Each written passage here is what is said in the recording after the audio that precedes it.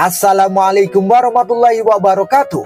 Balik lagi bersama saya, Mimin AR30. Kali ini, saya akan membawakan spoiler Swallowed Star Season 3 versi novel. Tanpa banyak cocok, yuk langsung disedot.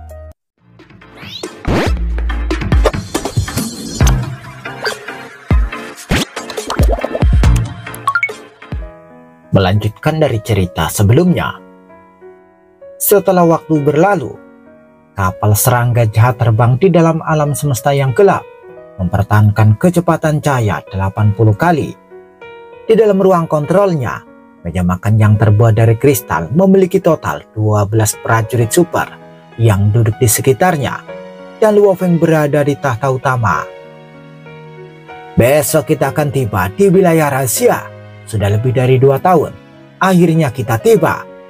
Untuk mencapai tujuan, ayo bersulang, kata Luo Feng sambil mengangkat gelasnya.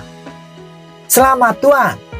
12 prajurit itu mengecilkan tubuh mereka menjadi seukuran manusia, mengangkat gelas mereka. Mereka bersulang dan merayakannya. Pada saat ini, Luo Feng masih tidak tahu bahwa dia hanya membunuh sebagian dari tubuh Kaisar Tangan Iblis lebih dari 2 tahun yang lalu. Bagaimanapun juga, kemungkinan hal itu terjadi sangat kecil. Alam semesta terlalu besar. Dengan mengandalkan teleportasi negara dewa, aku mendekati wilayah rahasia, namun jaraknya masih mendekati 2 miliar tahun cahaya. Bahkan dengan kecepatan cahaya 80 kali, itu masih memakan waktu lebih dari 2 tahun, kata Luo Feng sambil mengangkat gelasnya.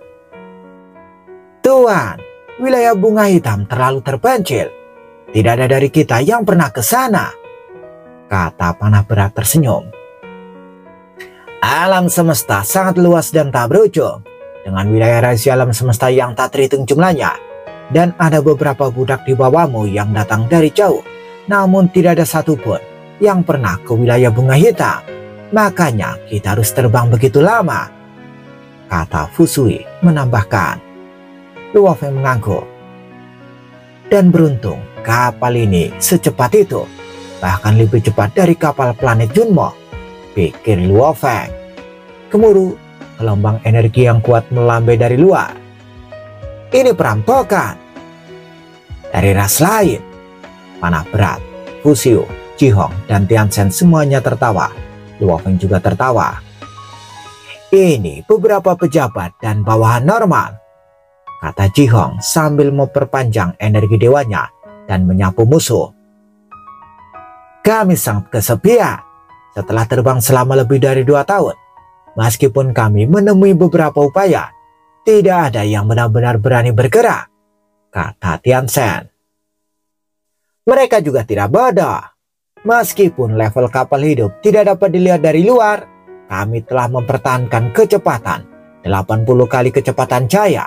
Siapapun yang mampu melakukan itu, bahkan sebagian besar kaisar tidak memiliki kapal seperti itu. Apakah mereka berani? Suara Ji Hong menusuk telinga. Dia tertawa. Kalau mau diserang, sederhana saja. Kita hanya perlu memperlambat hingga 10 kali kecepatan cahaya. Saya jamin, setiap hari kita akan diserang setidaknya sekali. Hahaha, menarik. Ini harus disetujui oleh Tuan. Semua prajurit tertawa. Luo Feng juga tertawa. Hahaha, jangan terburu-buru. Saat kita sampai di wilayah rahasia, kalian akan bertarung, kata Luo Feng tersenyum. Di dalam wilayah rahasia, bintang neraka es adalah wilayah terluar. Sebuah kapal serangga lapis baja hitam muncul di dalam angkasa. Bintang neraka es, aku sudah tiba, kata Luo Feng. Dia berdiri di ruang kendali, menatap keluar. Menurut data, tingkat bahaya wilayah bunga hitam relatif rendah, namun area bintang neraka es ini sangat berbahaya. Tes dari makhluk agung ini benar-benar tidak peduli dengan kelangsungan hidupku, pikir Luo Feng. 6 wilayah berbahaya, ini semua sudah disebutkan sebelumnya, dan wilayah rahasianya terlalu besar. Masih banyak yang belum dieksplorasi, bahkan mungkin ada yang ke-7. Ayo bergerak. Luo Feng mengambil kapal hidup dan mengaktifkan pemindai besar dan mini miliknya, memungkinkan kapal hidup untuk menuju ke bintang neraka es. Kapal hidup terbang dengan kecepatan subcahaya selama lebih dari 3 bulan. Luo Feng memejamkan mata dan duduk bersila di dalam ruang kendali. Peringatan, peringatan, serangan akan segera terjadi. Serangan akan segera terjadi. AI melaporkan. Pejabat level tinggi tidak dapat merusak kapal. Luo Feng membuka matanya. Ekspresinya berubah. Tidak bagus. Gemuruh. 2 serangan kuat menyapu kapal. Itu hanya sedikit bergetar. Dengan mudah menahan serangan itu. Pertahanannya lebih dari 100 kali lebih kuat dari kapal planet Junmo. Dan seluruh kapal diresapi dengan bentuk kehidupan khusus pohon. Nuweka.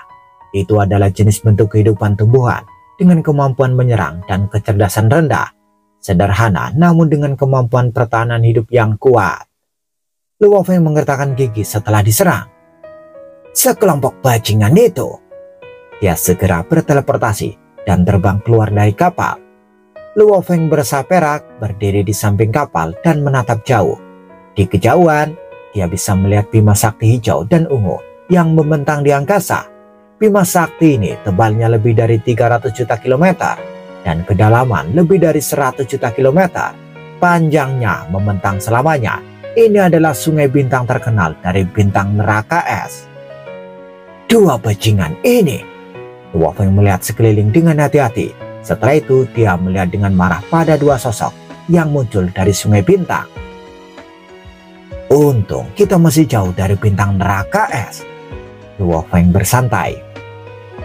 Hahaha, manusia, apa menurutmu kami tidak bisa mendeteksimu dengan pemindaimu yang mengacaukan sinyalnya? Riak dari terbang dengan kecepatan di bawah cahaya sangat mudah untuk kami deteksi. Namun, kapalmu lumayan mampu menahan serangan kami. Manusia, mengapa berdiri di sana? Mengapa kamu tidak datang ke sini? Apakah kamu tidak ingin bergerak? Kedua prajurit ini memiliki ekor ikan dan ditutupi sisik hitam dengan lapisan cahaya hijau mengelilingi mereka. Saat mereka berteriak, Luo Feng dengan mudah mengenali mereka sebagai ras Etuo. Mereka mahir dalam air dan sungai bintang ini dipenuhi dengan tetesan air yang sangat dingin. Air sungai bintang ini dikenal karena dingin dan padatnya. Bahkan jika seorang kaisar memasukinya, dia akan merasa sangat dingin, mengurangi kecepatannya menjadi 1%. Selama seseorang menggunakan air sungai bintang untuk membuat baju besi logam, memakainya akan memungkinkan seseorang menahan dingin dan seseorang akan benar-benar betah di dalam sungai bintang. Jelas sekali bahwa 2 prajurit yang bersinar dengan lapisan cahaya hijau telah memakai armor khusus itu. Hahaha, apakah kamu takut? Kedua pejuang itu mengejek, ingin memujuk Luo Feng masuk. 2 sampah ini. Ekspresi Luo Feng menjadi serius. 2 bola hitam muncul di telapak tangan kirinya. Pergilah. Ciu. Mereka dengan cepat membentuk 2 berkas cahaya menuju sungai bintang. Kabur. Kedua prajurit Etuo dengan cepat bergegas ke sungai bintang. Namun, kedua bola hitam itu sangat cepat. Energi abadinya sama sekali tidak dilemahkan oleh sungai bintang. Mereka tidak bisa percaya saat mereka melarikan diri. Berjuang keras untuk bertahan melawan bola. Energi roh yang menembus ke sungai bintang akan melemah 1000 kali. Untungnya, saya memiliki jiwa jenderal. Jika tidak, hanya mengandalkan energi dunia penguasa sektor, itu mungkin akan dihancurkan oleh sungai bintang. Gumam Luo Feng. Sangat berat. Kedua prajurit itu hanya bisa merasakan kekuatan luar biasa dari 2 bola hitam, menjatuhkan senjata mereka dan menusuk tubuh mereka. Cring! Bola menembus dada mereka. Racun Feimo pada bola langsung mulai merusak tubuh mereka. Mata mereka menunjukkan keterkejutan dan ketakutan saat mereka hancur total. Mereka telah menghabiskan terlalu banyak waktu di Sungai Bintang. Mereka bahkan tidak takut pada kaisar. Namun mereka tidak menyangka akan mati hari ini. Luo Feng menggunakan energi rohnya untuk memandu bola hitam, dan harta karun dari 2 pejabat kembali kepadanya. 2 bajingan sombong. kata Luo Feng sambil menggelengkan kepalanya. Keduanya benar-benar bersembunyi di air menggunakan pemahaman mereka tentang itu dan spesialisasi ditambah kecepatan mereka. Bahkan Kaisar pun tidak bisa menangani mereka. Luo Feng menggelengkan kepalanya. Terbang terlalu cepat di kapal semesta menciptakan riak ruang angkasa. Berteleportasi akan menciptakan riak ruang khusus, memungkinkan mereka yang mahir untuk mendeteksinya. Luo Feng mengerutkan kening di angkasa. Aku akan terbang dengan diriku sendiri. Semakin besar bingkainya, semakin banyak keributan yang akan terjadi. Tubuhku pasti akan memiliki lebih sedikit keributan daripada kapal hidup. Menggunakan sayap sawu untuk mengontrol ruang, aku akan sangat cepat dan efeknya pada ruang akan diminimalkan dan saya bisa terbang lebih lambat. Dia segera menyimpan kapal hidup dan mulai terbang secara bertahap berakselerasi hingga 100.000 km per detik. Dengan sayap sawu, aliran energinya jauh lebih lancar. Siu, pemindai-mindai sepenuhnya menutupi dirinya. Dia dengan hati-hati melakukan perjalanan. Entah itu karena makhluk besar atau informasi yang dia temukan di tempat itu sebelumnya, dia tidak berani ceroboh. Ketika dia semakin dalam, dia menemukan banyak hal khusus tentang wilayah tersebut. Di Sungai Bintang paling luar, sepanjang jalan, ada mayat-mayat yang membeku mengambang dengan santai di sekitar 10.000 mausoleum. Saat seseorang masuk lebih dalam, mereka bisa menemukan sabuk bintang yang berbahaya. Ini sabuk bintang, gumam Luo Feng yang berdiri di angkasa. Di sampingnya, gunung es mengapung. Di depan ada aliran air berwarna-warni seperti sabuk yang berputar di sekitar area inti bintang neraka es. Air mengeluarkan energi dingin yang menakutkan. Luo Feng berada sejauh itu, namun dia masih bisa merasakannya. Dia tahu itu bukan air, tapi kristal kecil yang membeku membentuk aliran sungai. Itu adalah wilayah berbahaya kedua dari bintang neraka es. Adapun yang paling berbahaya itu adalah wilayah luar area inti dengan banyak planet beku. Sekilas, Luo Feng bisa dengan mudah melihat ratusan dari mereka. Ini bintang-bintang neraka es, pikir Luo Feng. Luo Feng berdiri di samping galaksi yang luas, menatap bintang neraka es. Meskipun jaraknya sangat jauh, itu mirip dengan bagaimana manusia di bumi bisa dengan mudah melihat matahari. Papan logam hitam. Luo Feng merasakan panggilan kuat dari sana. Iya, yang itu. Dia mengarahkan pandangannya pada satu bintang tertentu. Itu datang dari sana. Koordinat yang diberikan oleh makhluk agung itu benar. Papan black metal ada di sana di bintang itu. Misi yang dia berikan kepadaku sangat sederhana. Itu adalah memasuki bintang neraka es, mengambil papan logam dan pergi. Bagaimanapun, bintang-bintang adalah sarang untuk bentuk kehidupan khusus, dan setiap bintang mewakili jenis bentuk kehidupan yang spesial, pikir Luo Feng. Bentuk kehidupan khusus yang hidup di dalam setiap bintang neraka es dinamai Doku oleh ras lain di alam semesta. Doku adalah bentuk kehidupan yang terbentuk dari suhu dingin dan ekstrim. Penampilan mereka seperti iblis dan sangat murni. Meskipun murni, mereka murni haus darah. Doku adalah bentuk kehidupan khusus, dan bahkan pada level yang sama, mereka lebih kuat dari manusia hingga ratusan kali lipat, pikir Luo Feng. Setiap bintang neraka es sangat berbahaya. Aku mungkin bisa melawan Doku abadi, tapi saat ada keributan, aku akan ketahuan, pikir Luo Feng. Belum ada orang yang selamat setelah diekspos di dalam bintang neraka es, karena ada dua kesatria di sana. Mereka adalah bentuk kehidupan yang spesial. Karena itu mereka jauh lebih kuat daripada kebanyakan kesatria manusia. Saat Luo Feng selesai mengamati situasi dan merenung, tiba-tiba sosok kabur keluar dari ruang luas di depan. Hahaha. Suara tajam yang dipenuhi dengan energi dingin menembus ruang dan menyebar. Tawa itu dipenuhi dengan kegembiraan. Luo Feng menatapnya. Di kejauhan, tiga sosok muncul. Satu berwarna ungu dan dua berwarna hijau. Yang ungu tingginya sekitar 3,2 meter, tinggi dan anggun, dan benar-benar ungu. Dia memiliki 100 kepang ungu di kepalanya. Armor seperti kristal di tubuhnya tembus cahaya. Dari sana seseorang dapat melihat tubuhnya, dan itu mengambil wujud seorang wanita manusia.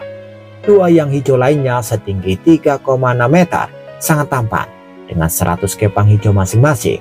Mereka mengenakan baju besi hijau dan penampilannya mirip dengan manusia laki-laki. Sebagai bentuk kehidupan yang istimewa, mereka tidak memiliki perbedaan jenis kelamin. Penampilan luar berwarna ungu ini mewakili perbedaan dalam tingkat bakat mereka. Ungu lebih jarang dan hijau lebih padat. Udara dingin di sekitar doku ungu bisa dengan mudah membekukan jiwa, dan yang hijau bisa membekukan tubuh. Mereka bertiga tertawa dan bersorak. Kecepatan mereka luar biasa, dengan mudah mencapai kecepatan cahaya dan melalui perjalanan alam semesta menghilang dari pandangan Luo Feng. Perjalanan alam semesta? Luo Feng memperhatikan dengan cermat. Sampah di sekitar ruang telah dibersihkan, mudah untuk mencapai kecepatan cahaya. 3 doku sebelumnya, mereka lebih lemah. Mereka seharusnya setingkat penguasa sektor, tapi kekuatan mereka mirip dengan abadi normal. Dan mereka dapat dengan mudah pergi melalui perjalanan alam semesta untuk kembali ke sarang mereka. Sepertinya aku harus melakukannya dengan cara ini. Luo Feng mengangguk. Di dalam cincin dunianya, Luo Feng berpakaian hitam berdiri di sana. Ke-12 prajurit itu membungkuk hormat. Tuan. Tianchen. Luo Feng melihat ke atas. Ya Tuan, jawab Tianchen. Anda memiliki beberapa pejabat di bawah Anda kan? Panggil mereka. Semakin gesit semakin baik, kata Luo Feng. Ya, Tianchen melambaikan tangannya, dan di sampingnya seorang dengan tinggi 1,1 meter sedikit bongkok muncul. Itu dipenuhi dengan sisik hitam dan matanya hijau giok. Ini adalah monyet kulit iblis dari ras iblis. Tuan, dia tersenyum jahat.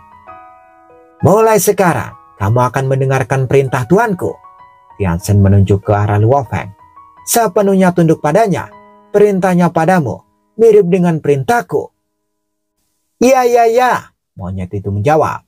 Luo Feng berpakaian hitam memandangi level pejabat itu. Apakah kamu punya pemedai kecil dan besar?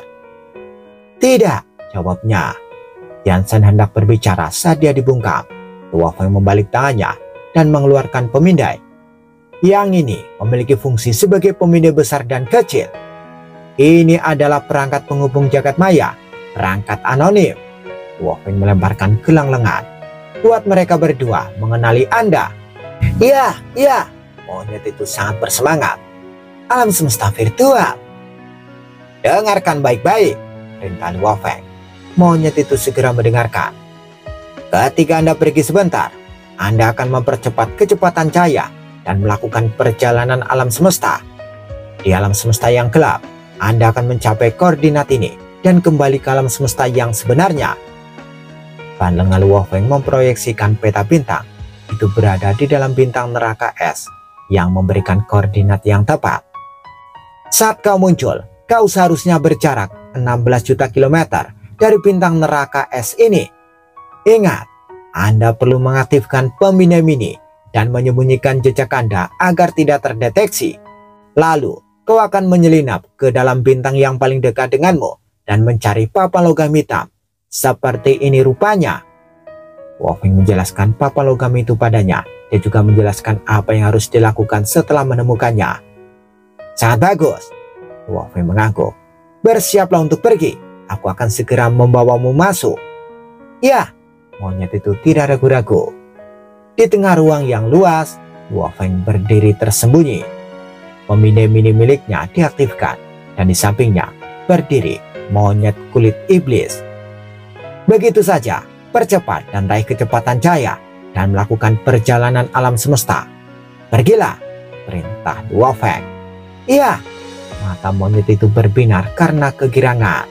Siu, kecepatannya meningkat menjadi seberkas cahaya di angkasa. Dengan cepat mencapai kecepatan cahaya.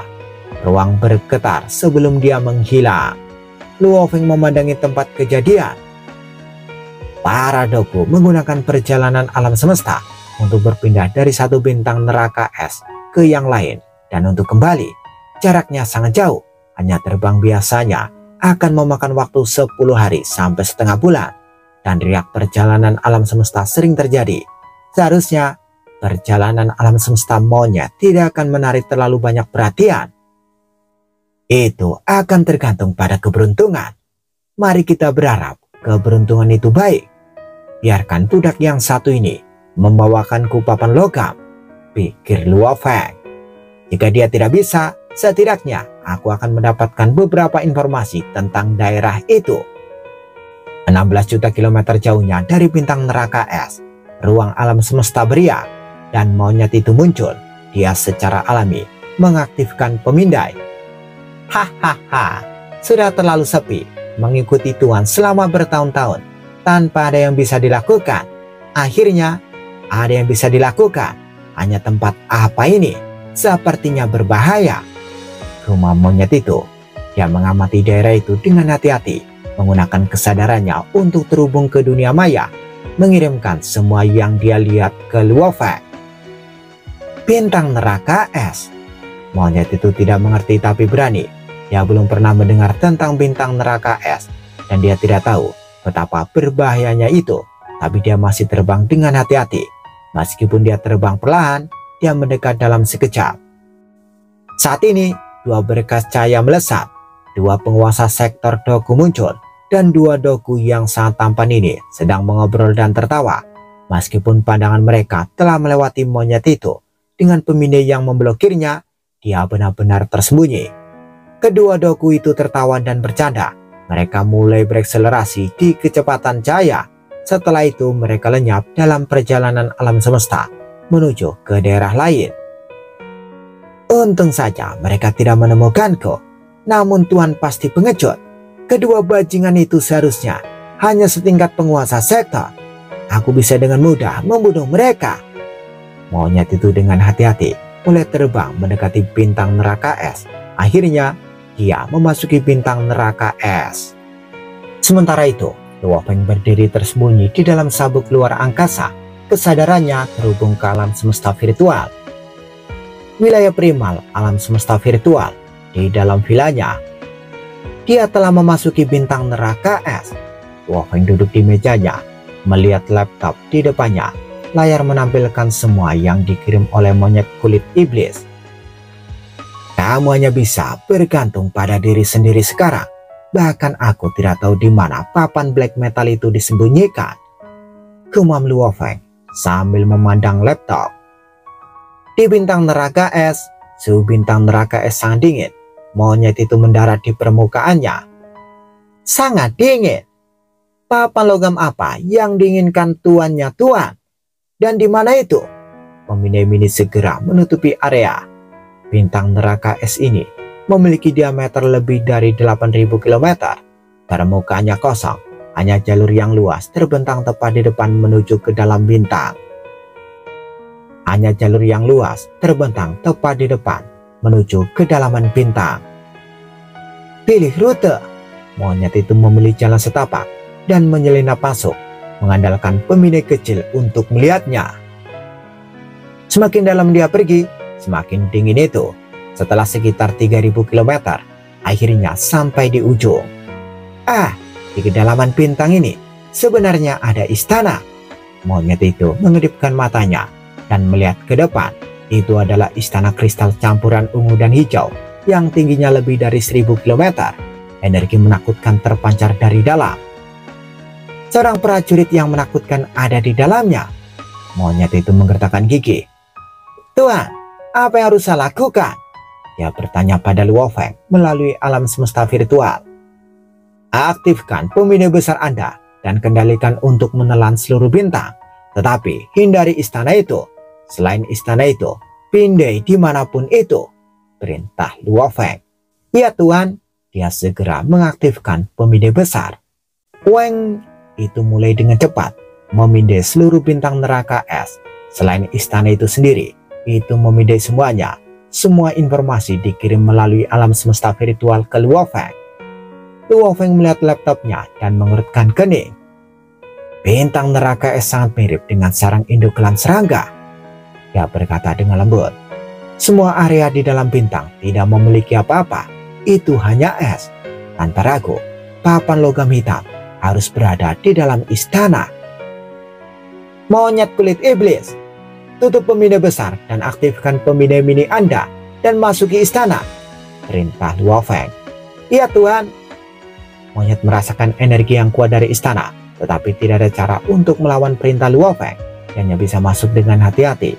Istana itu terlalu besar dan kosong. Dia tidak bisa melihat siapapun. Sangat dingin. Dia terbang pelan melalui istana. Tidak berani terbang terlalu cepat. Di mana papan logam hitam? Di mana? Monyet itu menggunakan pemindai mini untuk mencari. Tepat saat dia terbang melewati satu pintu, riak tak berbentuk menyebar ke seluruh istana. Ras lain! Teriakan marah bergema. Cahaya ungu hampir seketika muncul di hadapan monyet. Ini tidak bagus. Monyet itu terkejut.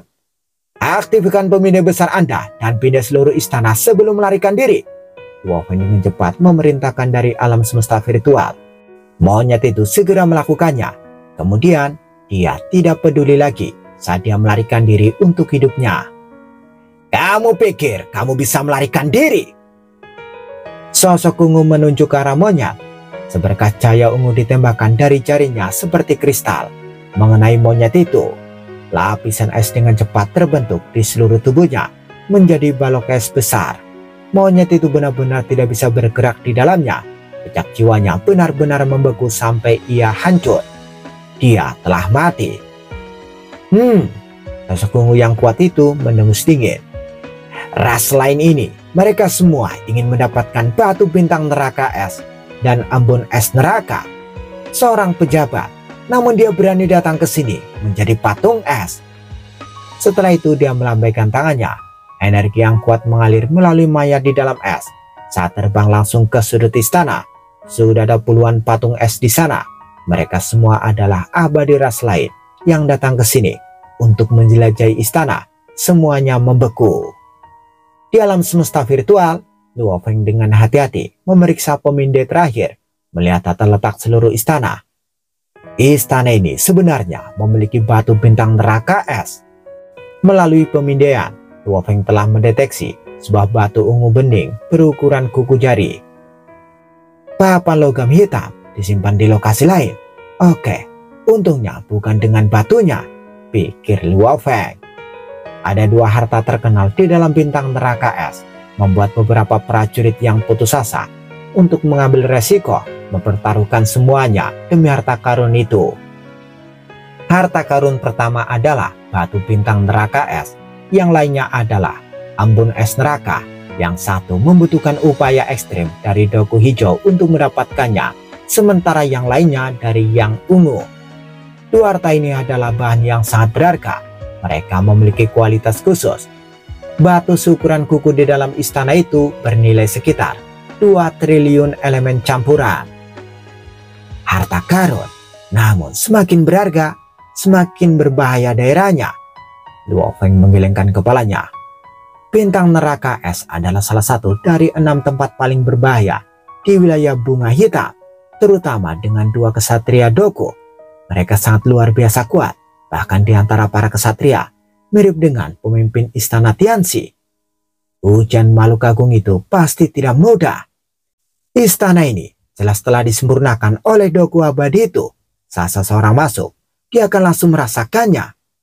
Luo Feng mengerutkan kening. Jika aku ingin mendapatkan papan black metal, aku harus masuk ke istana. Namun, saat saya masuk, saya akan terdeteksi. Luo Feng berdiri tersembunyi di angkasa, menatap bintang-bintang besar di depannya, langsung ke satu bintang neraka es. Saya pasti akan terdeteksi jika saya memasuki istana. Itu berarti kematian. Luo Feng mengerutkan kening. Dia melihat ke depan, mengingat 3 penguasa sektor sebelumnya. Dia langsung berpikir, dan tubuh Mosa Luo Feng muncul. Dengan energi hitam berputar di sekelilingnya, dia menjadi doku hijau setinggi 3,6 meter, memberikan energi dingin. Kemampuan alami, klon. Energi kehidupannya dengan cepat berubah menjadi persis seperti doku hijau tadi. Selama tidak ada yang secara khusus memindai tubuhku, tidak ada yang bisa mendeteksinya. Ini adalah salah satu dari banyak rencana. dan yang paling aman dengan peluang sukses tertinggi. Semoga berhasil. Tubuh bumi dan tubuh Mosa melihat bintang es neraka yang jauh. Setelah itu, tubuh Mosa menjadi seberkas cahaya. Dia dengan cepat berakselerasi. Tubuh Mosa memiliki kehadiran jembatan surgawi tingkat 20. Dalam hal kekuatan, itu benar-benar dapat menekan pejabat normal. Pemahaman hukumnya yang tinggi memungkinkannya untuk dengan mudah mencapai kecepatan cahaya. Cing! Perjalanan alam semesta. Dalam sekejap, sekitar 6 juta kilometer jauhnya dari bintang tersebut, dia muncul. Dalam wujud dagu hijaunya, energi kehidupannya mirip dengan yang sebelumnya. Secara alami, dia terbang terbuka menuju bintang. Beva! Beva! Sebuah suara bergema di telinganya. Luo Feng kaget, berbalik untuk melihat. Seberkas cahaya di kejauhan terbang, itu berwarna ungu setinggi 3,2 meter.